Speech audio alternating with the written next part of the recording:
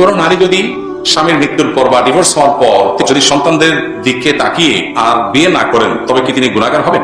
এরকম অনেক মা বোন আছেন আমাদের সমাজে, যে এই বাচ্চাদের মুখের দিকে চেয়ে তিনি আর বিয়ে করছেন না। কেন বিয়ে করছেন না? কারণ বিয়ে করতে গেলে তিনি আরেক সংসারে চলে যাবেন, তারা এই সন্তানকে কতটা অন করবে, কতটা গ্রহণ করবে, এই সন্তানগুলো এই গ্যাপের কারণে নষ্ট হয়ে যায় কিনা, বা তারা অন্য কোথাও গিয়ে অস্বস্তিতে বড় হয় কিনা, এসব নানান কারণে সন্তানগুলোকে প্রতিপালন করার, এতিম বাচ্চাদের দেখভাল করার জন্য ওই মানসিকতা থেকে তিনি আর বিয়ে করেননি।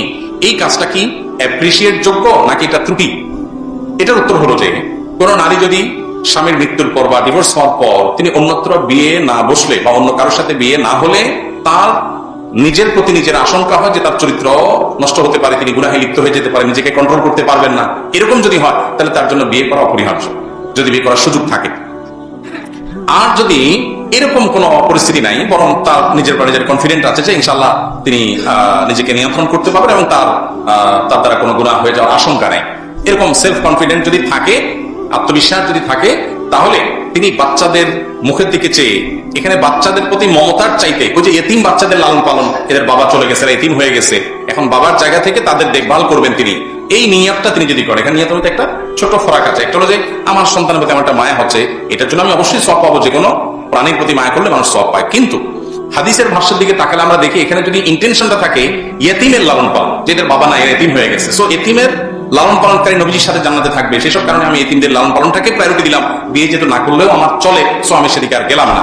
এই নিয়তে কোনো বোন যদি বিবাহ না করেন তাহলে গুনাহগার হওয়ার তো প্রশ্নই নাই, বরং তিনি এটার কারণে আল্লাহর কাছে আজর এবং সওয়াব লাভ করবেন। এ বিষয়ে আবু হুরায়রা রাদিয়াল্লাহু তাআলা বর্ণিত একটা হাদিস মুসনাদে আবু আলা বর্ণিত হয়েছে, ইমাম মুনজিরি যে হাদিসকে হাসান বলেছেন।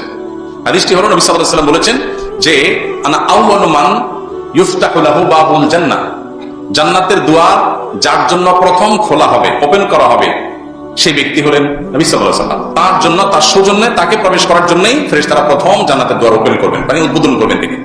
নবীজি বলছেন সেই পরিস্থিতিটা যখন আসবে কিয়ামতে, নবী সাল্লাল্লাহু আলাইহি ওয়াসাল্লামকে আল্লাহ জানিয়েছেন যে ওই সময় একজন নারী এসে হাজির হবে এবং তিনি জান্নাতে আগে প্রবেশের জন্য দাবিদার হবেন। নবী সাল্লাল্লাহু আলাইহি ওয়াসাল্লাম তখন আশ্চর্য হবেন, ব্যাপার কি, আমারও আগে জান্নাতে যাওয়ার দাবিদার কে এই মহিলা? তখন নবী করিম সাল্লাল্লাহু আলাইহি ওয়াসাল্লাম বলবেন, তখন ওই নারী বলবে, এটা কিয়ামতের দিন হবে, আল্লাহ তাআলা আগাম আমাদের জানিয়ে দিয়েছেন, যে সেই নারী বলবে আমি সেই নারী যার স্বামী মারা যাওয়ার পর বাচ্চাগুলো এতিম হয়ে গেছে। এখানে স্বামী মারা গেলে সেই ঘটনায় হাদিসে আসছে যে স্বামী মারা গেছেন, বাচ্চাগুলো এতিম হয়ে গেছে, এখন এতিমদের লালন পালন করার বিপুল সওয়াব আছে, এটা আমি আহরণ করবার জন্য, এই সওয়াবটা আমার নিজের করে নেওয়ার জন্য এই সন্তানদের দিকে চেয়ে আমি আর বিয়ে বসি নাই, নিজেকে হেফাজতে রেখেছি, এই যে আমি সবর করেছি, যে স্যাক্রিফাইস করেছি, আমি সেই নারী। তো এখান থেকে হাদিস থেকে বোঝা যায় যে কোন নারী যদি নিজের স্বামীর রেখে যাওয়া সন্তানগুলো এতিম হয়ে গেছে, তাদের লালন পালনের দিকে চেয়ে যদি তিনি সবর করেন, আল্লাহ তাআলা তাকে এত বেশি মর্যাদা দান করবেন, বিধায় এটা অ্যাপ্রিসিয়েট যোগ্য। কিন্তু তার যদি বিবাহের নিড থাকে তাহলে শরীয়ত তাকে অবশ্যই বিবাহ করতে উৎসাহিত করে এবং নির্দেশ দেয়, যদি বিবাহ না করলে তার গুনাহে লিপ্ত হওয়ার আশঙ্কা থাকে। পাশাপাশি একটা জিনিস বলতে হয়, সেটা হলো আমাদের সমাজে যে ট্যাবু আছে, এই ট্যাবু আমাদের ভাঙতে হবে। সেটা হলো স্বামী মারা গেলে বা ডিভোর্স হলে সেই মেয়ে অন্য কোথাও বিয়ে করতে গেলে মানুষ ভালোভাবে দেখে না, বা পুরুষ মানুষ স্ত্রী মারা গেছে তিনি অন্য কোথাও বিয়ে করবেন, তারটাকেও মানুষ ভালোভাবে দেখে না, বিশেষ করে সন্তান দু চারটা হয়ে গেলে তখন মানুষ তাকে খারাপ ভাবে দেখে। এটা পরিষ্কারভাবে মানুষের অধিকার লঙ্ঘন করা, কারণ তিনি বিবাহ করবেন কি করবেন না, ইসলাম যেখানে তাকে রাইট দিয়েছে, আল্লাহ যেখানে তাকে অধিকার দিয়েছেন, সেখানে আপনি প্রশ্ন তোলার কে? এগুলো আমাদের সমাজে অনেক অনাচারের দুয়ারকে ওপেন করে, সেই সামাজিক যে অপসংস্কৃতি আছে সেটা আমাদের দূর করা দরকার।